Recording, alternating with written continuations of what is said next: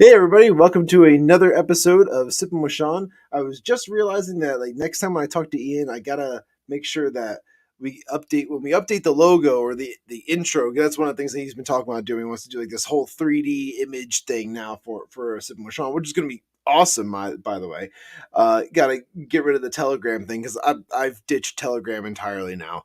I'm just you know what, that platform was next to impossible to try and grow or promote and whatnot. I was I don't get it at this point. I thought it was great because it was a social like a messaging service, and then you could do your broadcast kind of newsletter type thing that through that as well.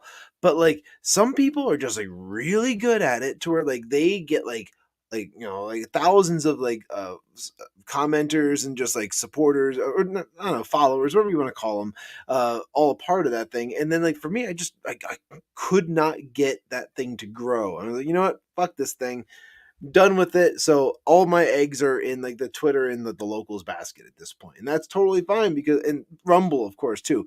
This seems to be that's where our audience is and how everything's been going. So there's all of that. So with that, everybody, hey, happy St. Patrick's Day. Sláinte, right? That's Gaelic for cheers, if you didn't know that. And there's a few things I'm going to go over today because Ian and I were trying to figure out what am I going to do for Sippin with Shawn? And we're saying maybe do some Irish history, or I'll do some gig stories and this and that. To me, it's St. Patty's Day. I feel like I live St. Patty's Day constantly just because I am Irish and whatnot. So therefore, it's like, I learn about the history. I find that interesting. It's not just like a reason on St. Patty's Day to go back and like kind of like learn about it, like Ireland or anything like that. I just kind of like, I look into it, like, oh, that's interesting. I have cousins who are super into all that stuff too, especially when it comes to like the Viking heritages that like, when they came and invaded Ireland and whatnot, which I might get into a little bit of that as well. I just finished doing like a 20-minute live stream over on Locals on the TDPN page because let me pull that up real quick because that's an important one to bring up real fast. I was just over there. I did like a 20-minute pre-show live stream. I was kind of talking about the things I was going to do for Sippin with Shawn and getting prepared and things like that. So it helps me kind of like clear out my head and it gives you a chance if you are interested to go and comment and throw some other ideas in there as well. And then you can become a member over there for only like $3 a month, I think, is the bare minimum. And you can use a promo code TDPN for 1 month free membership. And you can go over there and you can just join the community for free anyway. But like you can go over there and like be able to comment and be a part of like the live streams and stuff like that for $3 a month, which is really freaking cool. So definitely want to take advantage of that promo code down there. And we just had like our little call. It was like, Ian calls it our board meeting. We had our board meeting this past week as well, where we discussed a few different concepts and ideas of like things that we were planning on doing for like support or exclusive content over there. And one of the ideas I came up with, I didn't, I mentioned it over in that live stream. I was like, hey, you know what? If Ian catches this, maybe we'll talk about it again. But like, for like the whiskey capitalist, for us to do like a whiskey chat or something like that, where literally just go in there and we'll just address comments and whatnot through Locals only, just for like a little bit, and then that way we can utilize that platform as well as Rumble and whatnot. So either way, if you are watching over on Rumble, make sure that you are leaving me some Rumble rants. That way I go and check those out. I'll check out the comments and I'll read them out and I'll address whatever questions or comments you might have over there. So me want Rumble rants, so rant me Rumble rants, Rumble rant. You know the deal.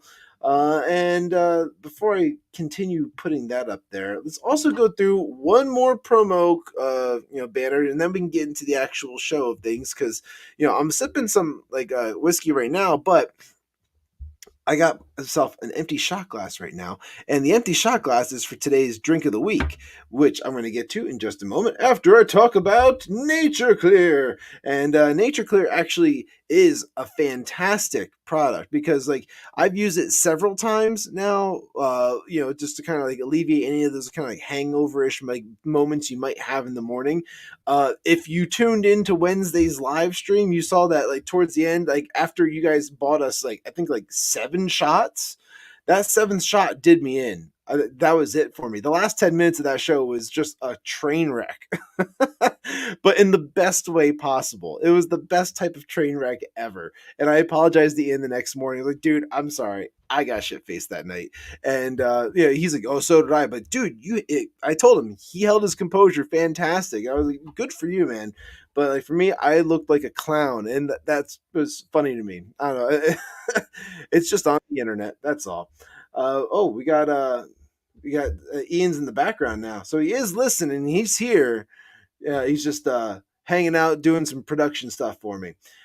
Either way, using promo code Sippin, you can get up to 25% off on Nature Clear, which again, this is like a liquid IV type product where it's going to help you like get hydrated. It's going to alleviate any of those symptoms you might have had from like drinking the night before, or honestly, the best thing you could do is probably take it the night that you are drinking, like before you go to sleep or something like that. Get yourself like a little more hydrated, or before you even start drinking or anything like that. Like just being preemptive about that type of stuff is far better than being reactionary the next morning. But I'm telling you, even still being reactionary, it's helped me the next day. That's for sure. So I would highly recommend that. Go pick yourself up a box or two and get up to 25% off by using promo code SIPPIN. It's that easy. Okay. With that, let's see, we did that one already. And we did the TDPN thing. I think we are ready to get into the drink of the week, I think. Yeah, let's just do that. Let's just get right on into it. Ian, I don't know if you're listening right now, but like You want to throw in some background music for me? It's kind of like our thing now. This is like my Martha Stewart moment. Yeah. Okay, yeah, that works. Yeah, got weird there for a second. Okay. Anyway, so for this next shot that we're gonna do, or it's the drink of the week. The reason I didn't want to go with like a car bomb or or even just a stupid drink of the week would have just been like, oh, how to make a Jameson on the rocks or something stupid like that. It's because like everybody knows how to do that, and then also everybody knows how to make car bombs. It's very simple: Jameson and the Baileys in a shot glass, dropped into a pint of Guinness. Very very simple. Um, I don't know. Is that music too loud? I, I don't know. Yeah, yeah. Okay, maybe that works. Okay, we'll go with that. Either way, sorry, production, like live production stuff we're figuring out as we go with this. But I wanted to go with a shot that, all right, women will enjoy this. So you can go and you can make this for your wife, you can make this for your girlfriend or like that. It's delicious. It looks cool, especially if you use a clear shot glass. It's going to look great, and it's delicious. So therefore, it's like it doesn't need to be Irish, even though it does include some Baileys. So therefore, we will have some Irish cream on the very top. Um, how you want to do this one, you're going to need two things, and that's really it. You're going to need some liqueur 43, which is just like your standard liqueur, nothing fancy about it. And then you're going to need a little bit of Bailey's. That's it. Super simple, guys. I swear to you. I'm not going to mislead you on this one. All we're going to do is we're going to fill the shot glass about like 3/4 of the way with 43. Right about there. Okay. Now, all right, my phone's buzzing. Oh my goodness! Oh my God, Ian, if this is you, I swear I forgot to put my phone on silent. All right, and now finally, you're gonna. This is the real trick. The trick to getting this to look really good is to use a spoon for like when you're going to pour the Baileys into the glass or into the shot glass, because you want it to just kind of like. Oh, you wanted to sit on top. I totally fucked that up. Again, inexperienced bartender here. I've done a few of these, and not today, obviously, but I poured them. Do something like that. There you go. Okay.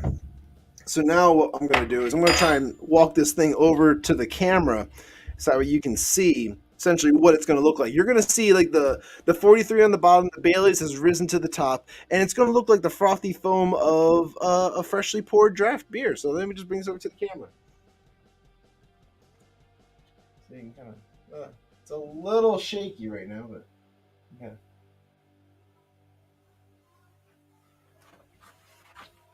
To get the overall gist of it, it's a little foggy just because, like I said, I screwed up and I just ended up dumping it right in there. So anyway, sláinte, guys.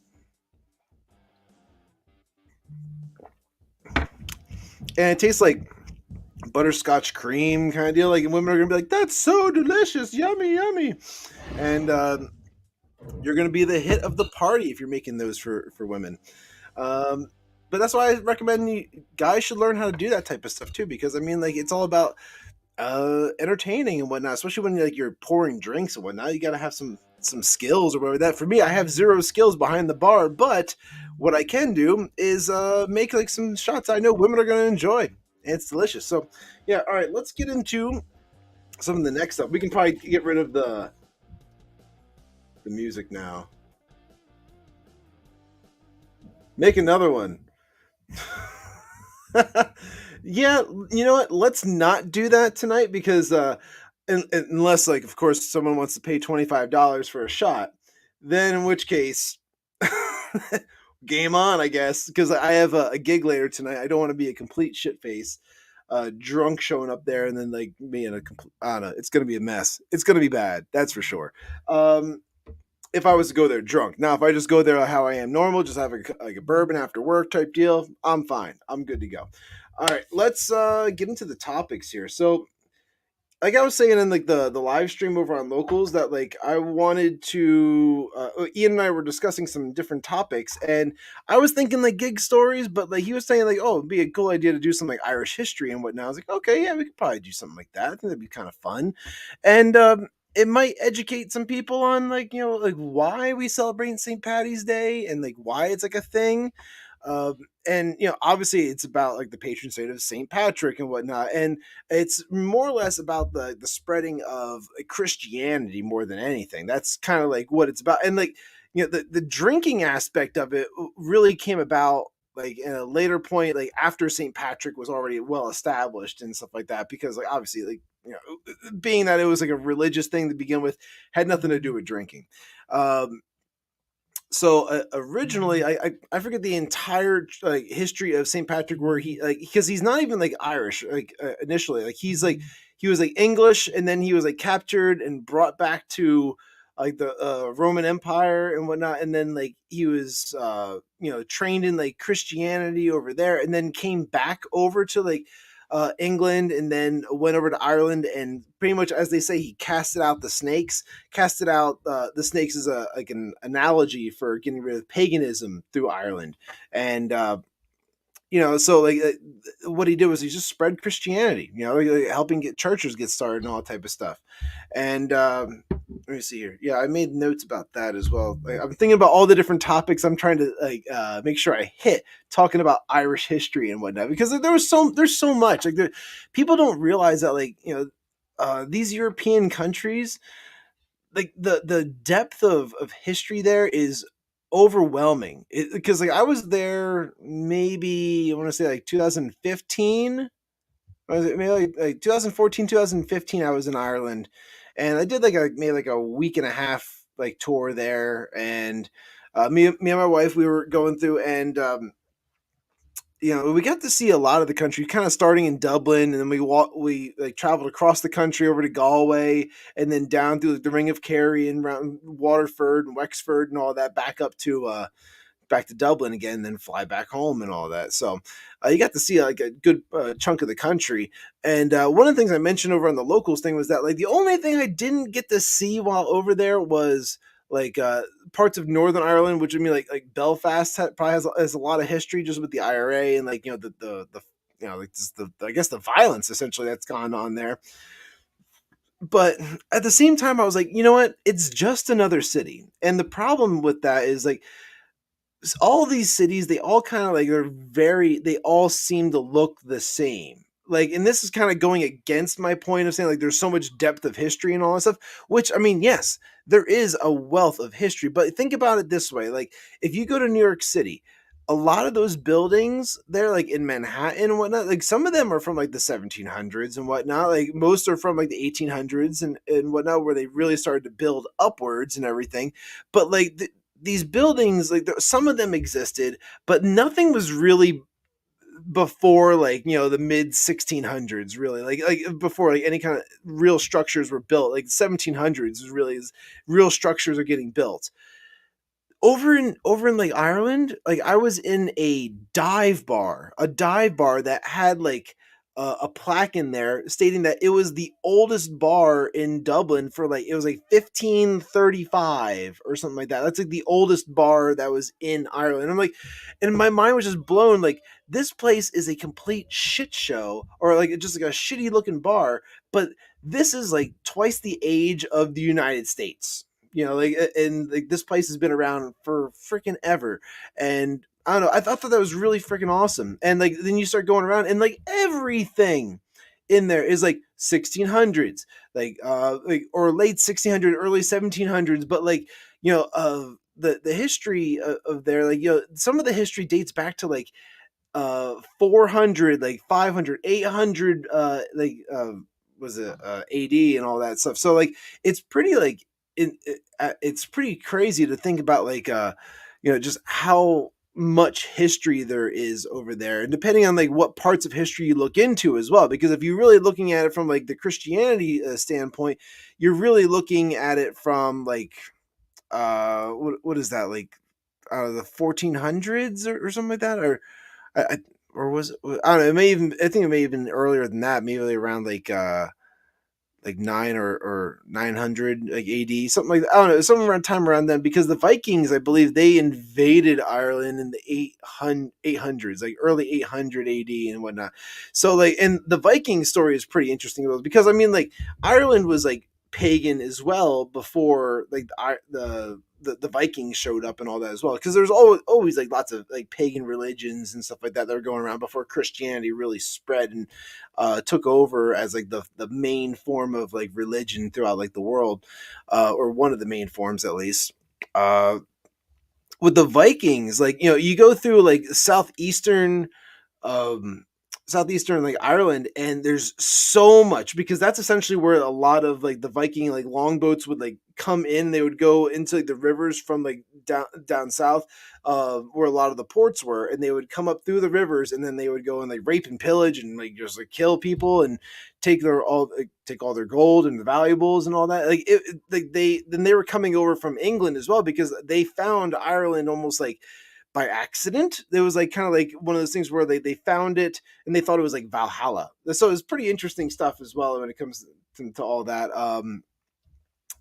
Let's see here. What else when it comes to like I don't want to touch too much on like the Viking stuff, because like, I mean, people, like, if there's one thing that everyone has kind of looked more into, is probably the Viking stuff, ever since like the History Channel did that whole like series about like the Vikings with like Ivar and all them, like, and like what was that first guy's name, like Ragnar Rothbrok or whatever his fucking name is, something like that. But one of the things that people typically always refer to Ireland for is like, potatoes, and like, of course, the potato famine and that type of stuff. A couple of interesting facts that Ireland is actually their biggest exports are first wool and then beef. I thought that was interesting because, like, you think like, oh, well, it's got to be like potatoes or it's got to be something like this, but like, like those really thick wool sweaters that you've seen everywhere. Like every sailor's got a fucking thick wool sweater. That's like those are typically like Irish wool sweaters and whatnot. And like, I went to one of the wool farms where it's like all like the sheeps and stuff like that, and like the cottages, and like it's like a real like straw thatch like roof like cottage. Like, it was pretty nuts. And like for me, like I'm into like the engineering side of stuff, so I'm like looking through like the house trying to see like how like it's like built essentially. Like, this is really cool. Like, it's pretty interesting how like that stuff was all done way in advance, ahead of its time. um and like, you see like the guys shearing the sheep, of course, and then they take the wool and they go and they get it cleaned and like, washed and all that stuff before it gets turned to thread, and then they make it into the sweaters and all that stuff, and then they sell the sweaters for ridiculous amounts of money, like for those types of sweaters, like hundreds of dollars. Like, to me, that's ridiculous. I wouldn't ever spend that much. Like, I think I saw like a sweater over in Ireland that was like authentic Irish wool. It was like $500. I was like, yeah, no, I'm good. And they even had like blankets there, like Irish wool blankets that were still like $200. Like, this is fucking insane. Never would I spend that much money on like a blanket just to say this is made by the sheep that live in Ireland. It's like, give me like the cheap like Indonesian sheep wool or something like that. Like, I'll take that for $20. Mm. All right. But yeah, maybe I do talk about the potato famine just a little bit, because like that is there's a really interesting story with that as well, that like, even I can relate to personally, because like there's stuff that I came across while in Ireland which I thought was really cool. So while I was traveling through Waterford, there's like these like water inlet like kind of docks over there, and they have like authentic boats. I don't know if it's like if it was one of the actual boats that were used. Like, I kind of doubt that, but it could be like, a replica or something to symbolize the fact that people were like, migrating and whatnot. But there was these like brass, or I think they were brass statues, and they were these like super skinny, like grossly skinny looking people, and it's meant to almost like repulse you. And like, talking to like the tour guide that was there, like, he said like, yeah, these statues are a really sad remembrance of the potato famine, because like essentially what you're seeing here is like these statues. It's like statues of like little children and like older men and like women and like there's like a woman carrying like a baby and like everyone looks like malnourished and like gross, grossly like underfed. With all of them they're all leaving to go to the ports from like the city. So like Ireland is to their back and they're leaving. So when they're doing that, like it's supposed to be like, all right, like the Irish people have basically given up on Ireland when it comes down to this. And there's more that goes into that as well with the potato famine than just that, because like um and a lot of it has to do with like the government and things like that and like what was going on at the time. So potatoes were like the food. If you don't know already, obviously you must know. Like it's like such a stereotype of Irish people. Like, oh, eat your potatoes and this and that. Like, yeah, it's because like potatoes could grow in like just about any climate. Any freaking climate, you can get them to grow. Like hot, cold, wet, dry, whatever. You can get like potatoes to grow, and the people of Ireland, they were making potatoes for like they were eating potatoes themselves, feeding their families potatoes, feeding their livestock potatoes. Literally, like that was like one of their big exports and whatnot. That was like their moneymaker. Like we're the potato people. Like this is like it's like a bunch of Brian Stelzers that are growing out of the ground. Mr. Potatoes, but like uh that was like their main crop, and like all of their farms just focused on this one like I don't, it's not a vegetable, it's like I know it's a starch or whatever. That I'm not exactly sure what category it falls under, but like I want to consider a potato a vegetable, but like I know it's probably not. um like so they're just focused on that so much. And then there was this like virus that kind of went through and started like killing the potato plants, and like it was turning them into like this black goo essentially, where like if you ate it you got super freaking sick. And like the smell of it is supposed to smell like rotten, like like just rotten shit, like it's just disgusting. And like so you couldn't feed your animals that stuff because that would probably kill them or like make them super sick as well. You couldn't feed your family with it, you couldn't sell it, you couldn't do anything with it. And this shit spread through the fields like you wouldn't believe. It just took over all the plants and whatnot. So like now they have no money because they can't export anything. They have no food. They have nothing provided for them. And they were turning to their government and be like, hey, can you please help us? This is during, I think, like the 1400s. I think it's like 14 something to like 1500 something. Like there was like a window of time where like the potato famine was going on, and like they're turned to their government. And like at this point, like Ireland was being controlled by England. So like they're like, wait, we need help. Well, the English are just like, well, why did you only grow one type of potato or one type of food? Like that's not gonna, you can't like survive off that. You guys got to learn for yourselves. So instead of like helping the people, even though it's like, all right, yes, it was a foolish thing to try and like rely on just like one type of crop, but who would have, again, if you're not planning for like a virus or something like that, how can you like like what are you supposed to do? Either way, the English government said pretty much, you guys can fuck off. And that led to, of course, like a lot of the feuding between like Ireland and England, and why a lot of like the Irish hate the English, because they essentially they let them die. They weren't sending any help and whatnot. There's a couple of theories as to like how the virus ever made it over to Ireland in the first place. And of course, like one of the theories was that it was saying like, oh, it came from like the corn crops from the U.S. But then it said that that the U.S. was trading with Mexico for our corn crop at that time. So it's actually like a surprise, surprise. It's a Mexican virus that went in.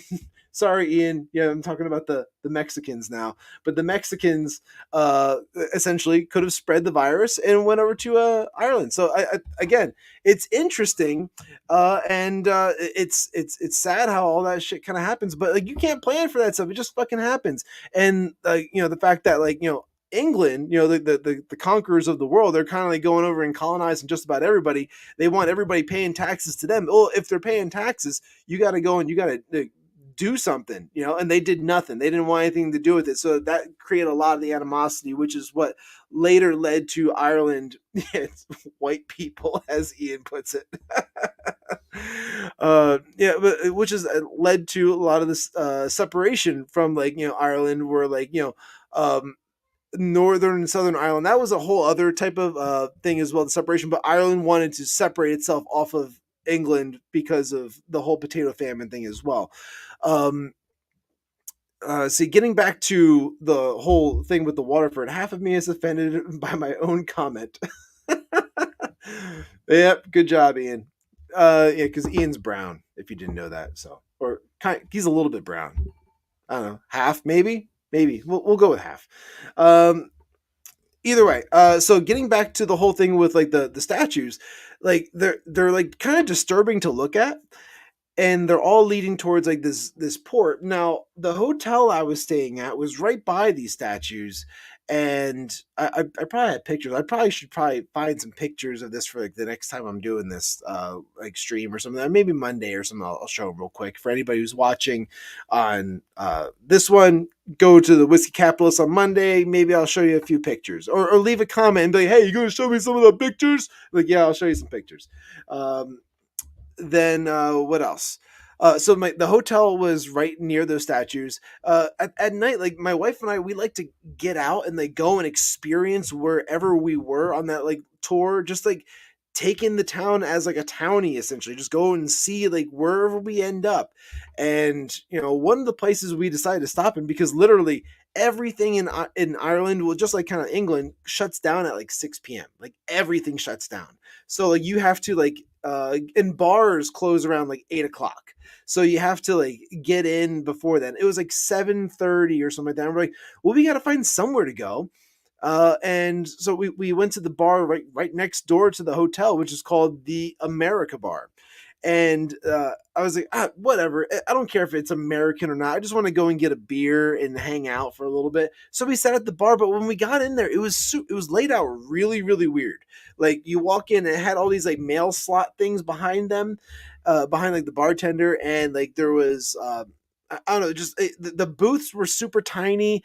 It seemed really old in there and just kind of like strange. So we sat down at the bar and we had ourselves like a pint of Guinness or whatever, and sitting there, and like we start talking to the bartender, and he's like, "Do you know where you are right now?"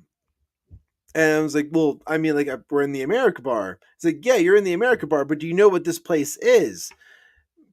No, should we know? And he's like, and then this is the best part about traveling and like getting to meet cool people that you meet along the way. Like he informs us that this was the ticketing booth for people who were leaving Ireland to go to America. Like they were leaving to go to the United States before the US was a thing. We're talking about like, the potato famine, like 1400s and whatnot. People are leaving to go to the colonies essentially. And this was the place that they would come to go and buy their ticket to go like over there. I was like, that is fucking amazing. That's so freaking cool. And that's the type of thing that like you want out of this is where you get gut butt raped. No, I don't get gut butt raped from the America Bar, thank goodness. But no, this is the type of thing you want from like a vacation or like a little like exploratory tour of like a country and whatnot. Like, you want to like see like the real shit. You don't want to just like drive past and like, oh, look at that statue, that's super cool, and take a photo. Or like you don't want to just go like, oh, look at that river, that's so nice. Oh, look at that. I just don't care about that shit. I mean, like it's really cool to when you first see the first couple of castles. Once you get to like your fifth or sixth castle and like a 3 hour drive, you're like, damn, you guys had a lot of freaking kings or like a lot of lords and whatnot. Like there's castles all over in Ireland. Everywhere there's fucking castles. And some of them are being like, they're under construction, getting rebuilt and whatnot. Like, it's just insane how many like castles there are everywhere. But that's the kind of thing like when I step in somewhere and then it was like, this is the last destination someone would be in Ireland before they went to the US. Like that's fucking awesome. That's so cool. So the bartender typically, like I guess what happens is like they do these things called like lock-ins, which this happens after a certain hour when there's people in there still drinking, and typically they just do this for people that they know or whatever like that. But like there was like four other like old folks like that were hanging out at the bar, and then the bartender, and then me and my wife, and they do like what's called like a lock-in, where they lock the front door so nobody else can come in, and you're allowed to keep drinking. You can stay in there and you can keep drinking for the next like hour or whatever like that, and like you can get more drinks too. It's not like last call, you guys gotta leave. It's more like, hey, yeah, you're here. We can keep the party going a little bit longer, and while I clean up essentially. And then it's like, all right, we're doing that. And then it turns into like, well, all right, it's time for everybody to go. And I think it was around like 10 o'clock at this point. And so they let us stay in there for like 2 more hours, like just drinking and hanging out with everybody and like talking to them. And like, it's kind of hard to understand some of the people who speak like with a real thick Gaelic accent. Like, you think like, oh, you've heard people speak like with Irish accents before, like speaking English. Yeah, you heard like Americanized Irish, or you heard someone who lives in Dublin who like deals with like real English speakers on a regular basis. Go to like a country town or like a little tiny like pub somewhere, and you like I went to a horse racing bar in what was it, in Innis Island. It's on the western coast of Ireland, and I could not understand a word anybody was saying in there. They looked at me like I had three freaking heads. I'm like, or at least I was looking at them like they had three freaking heads. I was like, what the hell are you saying? Just trying to take in anything that was going on. I couldn't do it. But I did the best I could. And I was like, yeah, okay, all right, thank you. People are buying us drinks and whatnot. And it's like, it's a great time. I don't know. The Irish people are really super nice. But either way, so it's around 10 o'clock. We're getting ready to leave the America bar.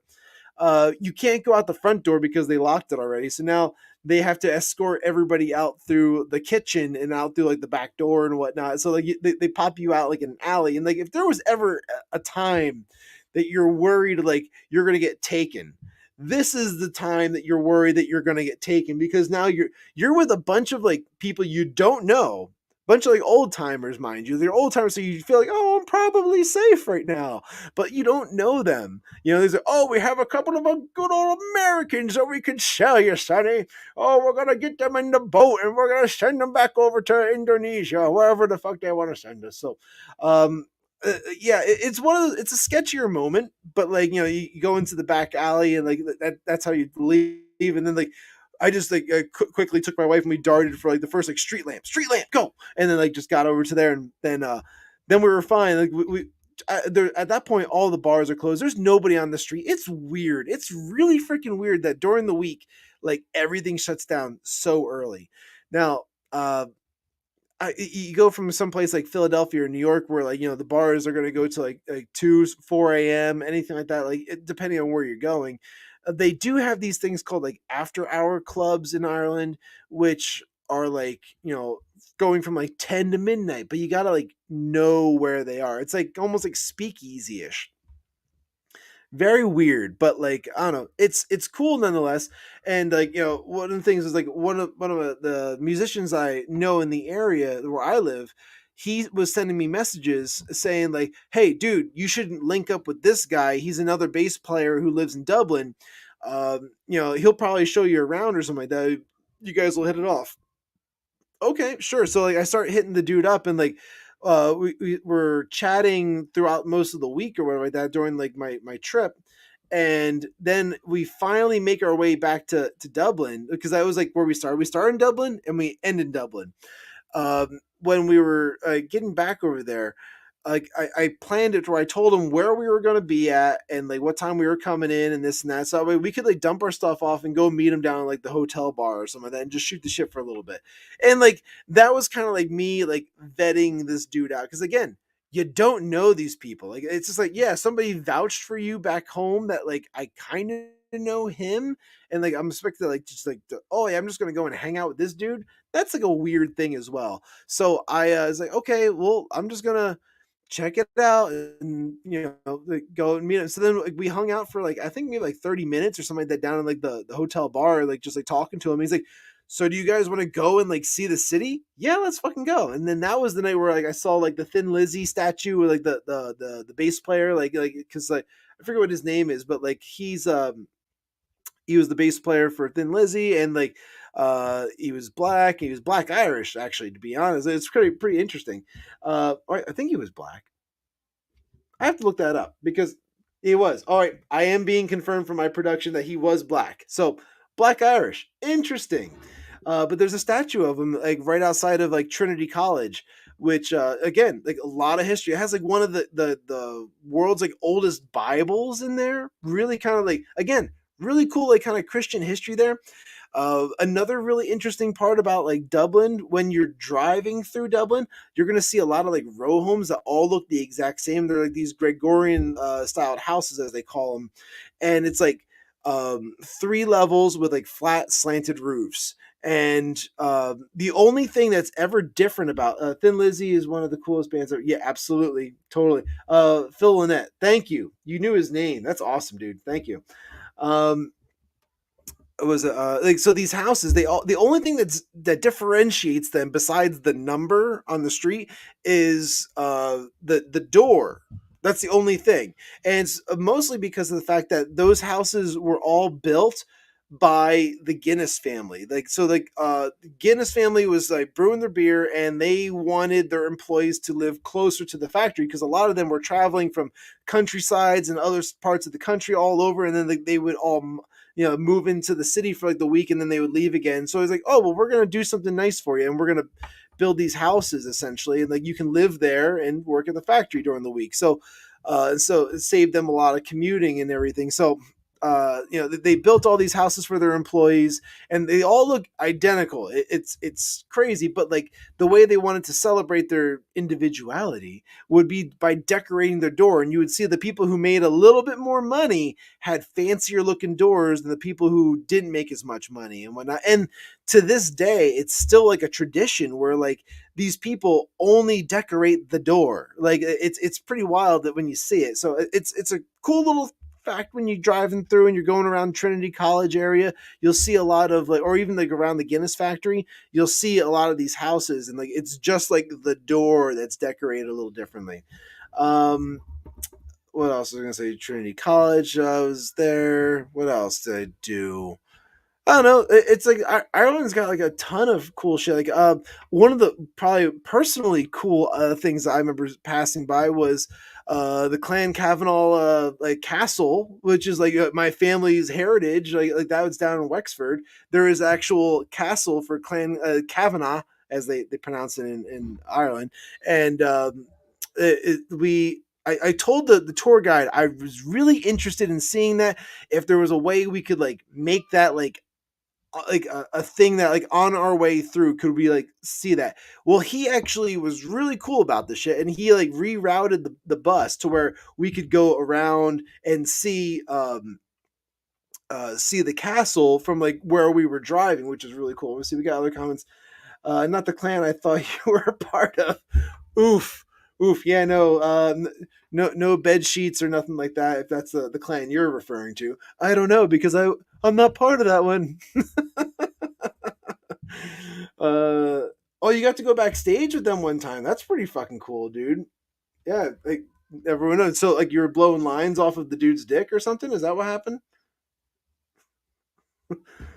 Yeah, I want to hear story. So I'm just gonna bring you up on camera here. So we're gonna bring Ian up onto. Yeah, Yo, sorry. Hey, you can welcome. hear me? We're Yeah, good? you're totally fine. Okay. So yeah, it was when I was younger. I think it was like 14, something like that. My dad used to take me to a bunch of like random shows and stuff. Would always try and get backstage, and went to go see Thin Lizzy, and Phil Lynott obviously died 80s, 90s, I think. Mm-hmm. So obviously he wasn't playing bass. It was a guy named Marco Mendoza who actually played for like Ted Nugent and played for a bunch of other bands too. And then Snowy White was the drummer.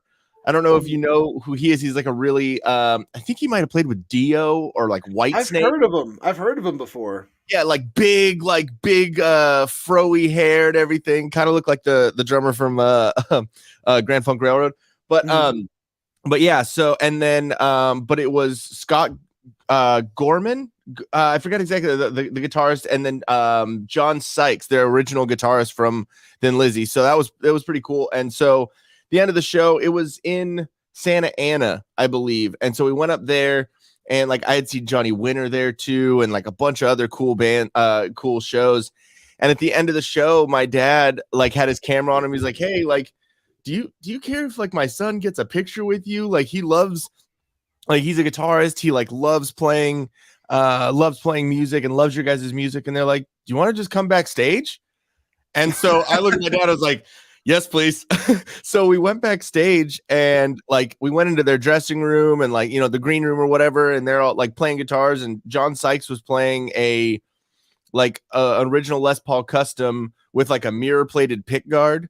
And he let me sit there and play it. And like there's a picture of me like playing it or whatever. And I was sitting there like, this is fucking awesome. And then the bass player Marco had this chick in there with ginormous tits. Like they were fucking huge. And I was obviously stoked on like talking with the guitarist and talking with but I was like, those are huge titties. And so like the way you were 15? Yeah, like about like 14, 50. So I was right there. Like, yeah, that's the perfect age for seeing some big tits. Yeah, exactly. And so I'm like sitting there like talking to him and like he's letting me play his guitar. And then I look up in the mirror and like in the reflection, like her tit, like she dumped her tits out. And it was the first pair of titties I seen. So like literally because of Thin Lizzy, I saw my first pair of real titties. Yeah, and you would never forget that, which is awesome. I will never forget that. I'd be like, Thin Lizzy is one of my favorite bands for sure. I don't know. I would attest my first pair of boob pics or some of that, or first seeing my first set would be probably like hill climbs. You ever see like the motorcycle hill climbs? That's like motorcycle hill climbs are like they take dirt bikes and they go up like these like ridiculously steep hills, and like it was and like they make a competition out of it. Yeah. And it's typically attended by Hell's Angels and like pagans and whatnot. So like it's like a biker gangs all kind of like get together and whatnot. And like it's honestly like it's like a neutral ground thing for all of them. I mean, like there's no real beefs anymore with that stuff, but like still like either way, it's one of those things where like they all got together and like it turned into like a family-ish event later on. But like my dad brought me the first year that I went. It was just like me and him and a couple of his buddies, and there was like women hanging out at like the Hell's Angels like kind of area and like just like hanging out with their tits out, just dumping them out everywhere. Yeah. So I was like, sweet biker boob titties. Yep. Yeah, no, and they're not always nice. And Trevor, to answer your question, no, those were huge. Like my visualization was life changing, but those are life changing. You know what I mean? Like changing anyone's life, because you can never not see that picture in your head. Like life changing for me because they were my first pair of titties that I got to see. But I mean. They were big enough to where I was like, oh, those are nice. Those are great. I like how this episode went about like Irish history and like talking about all that stuff. Like, hey, let's just talk about tits. It's the little beers. Take another one. Make another one. You didn't make it right. I know I didn't. Yeah, okay. I'll make one more. Oh, by the way, did you see that tweet that Professor Savage Dad put out saying something like, it's amazing what people will do for money, like cut their beard hair and cut their hair and change all. And I was sitting there like, what the fuck are you trying to say some shit? Well, I mean, like that's what's funny about it. I don't know. Like we were totally just like whores for money on Wednesday. No, I know, but I was like, are you saying that? Because I mean, it's him, so I figure he's saying some like ridiculousness, Yeah, I want to see what you're doing. Oh, that's better. See, that's better. See, I knew you could do it better. That's why I was like, you did it. Let's do it one more time. Yeah, well, we got it this time. I'll bring it over to the camera in a second. I spilled a little bit on my bar, and me with my OCD, I can't leave it there. Well, I mean, that's good. I'm sure your wife likes that. Yeah, I was like, oh God, don't. The amount of times that I'll spill something and like leave it. Yeah. And I was like, what are you doing? I'm like, oh yeah, sure. Sorry. If I clean it. See? There you go. Yeah, see, that's where it is. That's where it's at. That's better. I believed in you. Well, this now I'm experienced with making maybe like 10 of these now. So like this is I'm just trying to get you drunk so at the end, like in the middle of your gig, you're like, I fucking hate Ian so much. fuck Ian, dude. No, that won't get me drunk. That's just delicious. But yeah, no, Anytime I hear Bailey's, I think of old Greg. old Greg. Do you not know what old Greg is? I don't think so. Oh my god. Okay. Or if I do, I don't know. I don't know it off the top of my head. Okay, old Greg is the thing. It's made by the British comedy group, the Mighty Boosh. Oh, And- okay. Yeah, and it was where a guy was fishing, and he catches this weird scaly manfish on his rod, and he jumps up into the boat, and his name's Old Greg, and he's covered in like green like things or whatever, and then he takes him down to his underwater lair, and he asks him about Bailey's. Says, "Have you ever had Bailey's? No. Have you ever drank Bailey's out of a shoe? No." It was great. Again, me reciting it right now makes no sense to you whatsoever. But you'll just send me the link later, and I'll watch it. No, we're gonna watch it on the Whiskey Capitalist on Rumble. Oh, perfect. Then hey, make sure you tune in for some old Greg. If you guys know what old Greg is, tune in because he doesn't. And I would love to see a live reaction of someone reacting to this weird fucking. Yeah, it'd be fun. And I did mention about the idea of like doing like a thing for locals for when it came to either probably the two of us with the Whiskey Capitalist or something like that, where we're doing like a whiskey chat type deal where we just kind of more or less just like focus on the comments and just kind of like that can be like a locals event. I don't know. I don't know if we'd be able to both be on the live. We'll figure it out. Yeah, we have to figure it out. And also I'd like to do that once we have a couple more people, which we're working on. Yeah, exactly. So once I think we're at like 15 or something like that right now because we just started it. So once we start getting more people in there, then I think that's a great idea. Yeah, and like I said before, like the competition that we got going on right now is basically to the end of the month, I would say, for anybody to get the most referrals of people to just join locals. Just join locals and then come and like join our community. It doesn't cost you a thing to join. If you want to become a supporter, it's $3 a month.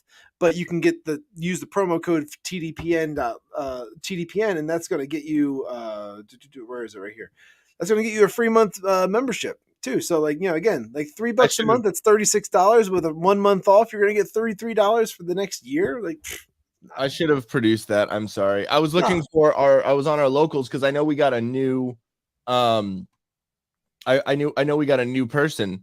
Yeah, new person joined. Archduke Kunixus. It has a little trash panda on the profile picture, which is great stuff.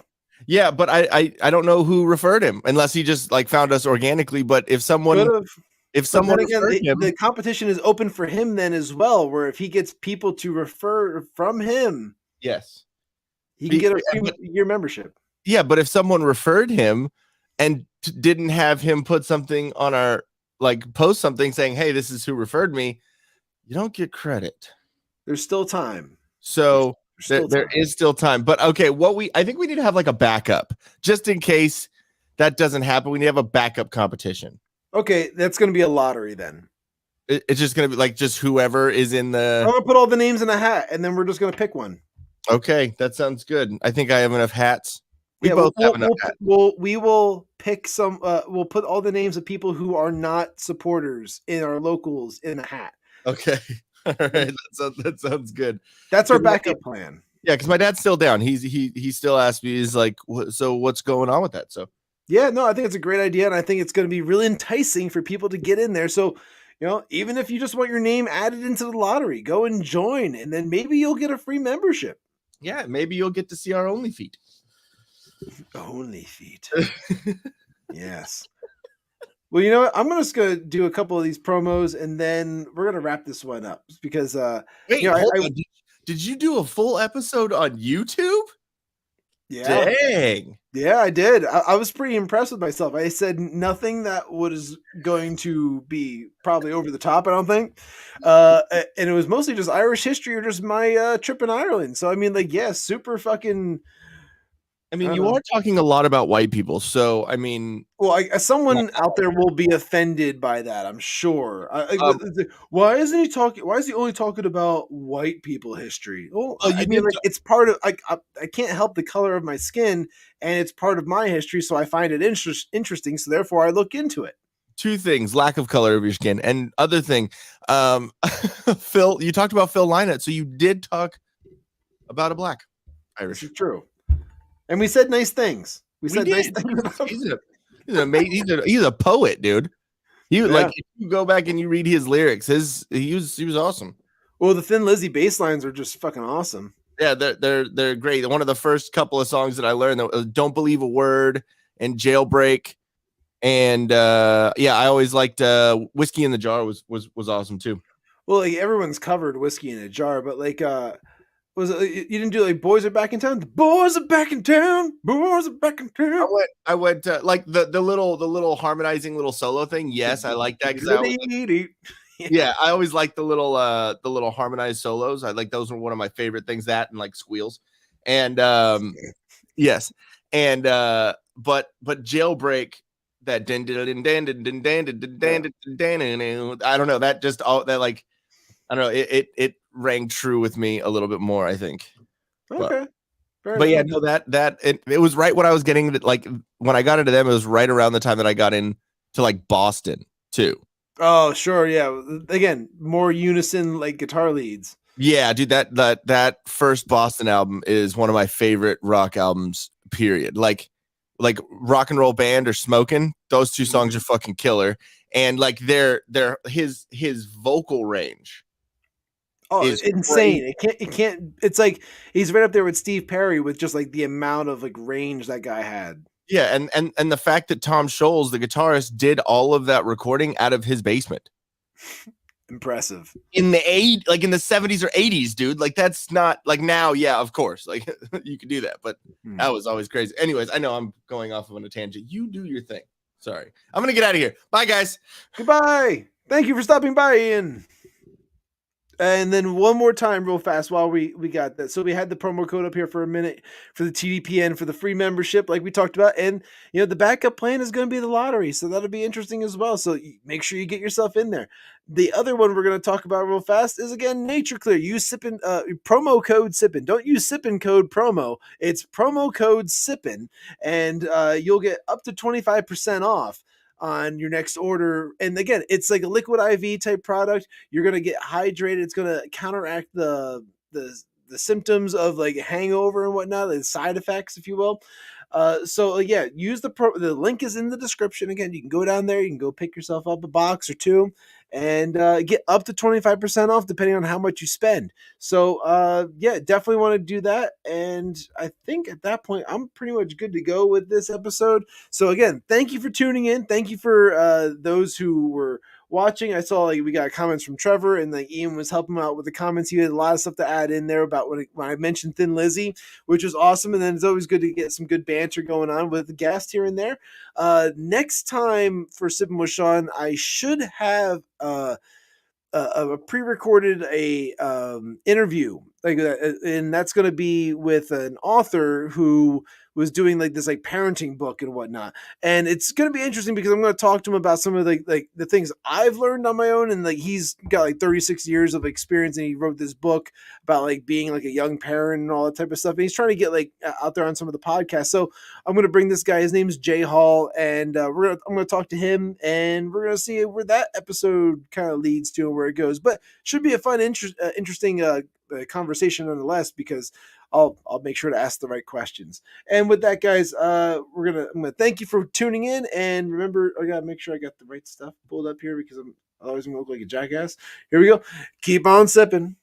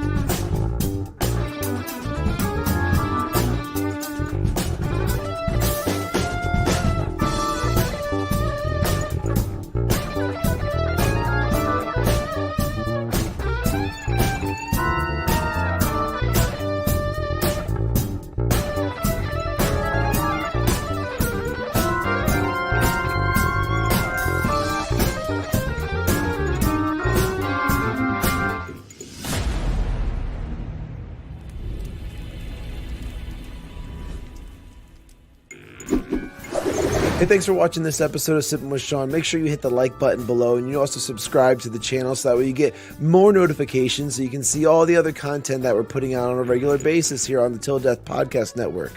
And also make sure you go and check out solo.to/imshawncav, because that's going to have where all my socials are. You can go and you can follow me there and keep up to date with everything that I'm doing on a regular basis. So take care, and I'll see you in the next video.